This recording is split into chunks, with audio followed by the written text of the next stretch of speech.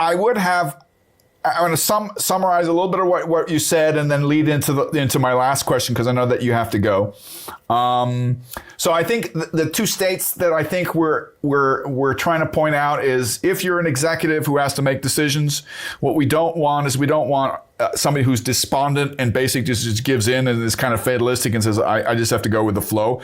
I actually think I would agree with you that I think a lot of them don't believe the hype that is out there. And I think actually, and I don't think most of them would admit it, a lot of them are paying lip service. When I read some of these white papers, I'm like, oh my God, I think they feel they have to.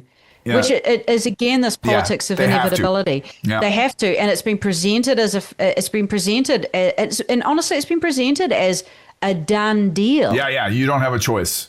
Yeah, and it's been presented as this is the only way this can go. Yeah. And I don't know whether these are myths. I think they have good philosophical grounding, and there is some, obviously, empirical evidence starting to come in about recursive self-improvement and intelligence explosion and whatnot. Yeah. But an intelligence explosion doesn't mean that everything explodes at once. Yeah. Now, what you can do in software is fundamentally different than what you can do in a power grid that you have to build. Yeah. In minerals that you have to mine, which means geology.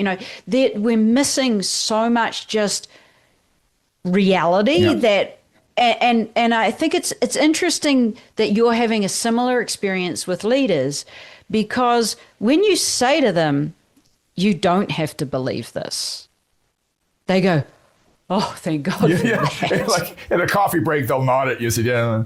But I don't know. I mean, we've seen this pattern. I mean, this is the power of narrative, right? This is where Yuval Noah Harari would say, hey, well, this is a story. And this is exactly why I started doing these reels, because I started to worry that this story is becoming causal. Yeah. That it's creating this outcome. Yeah, it's creating a perception that leads to a fait accompli.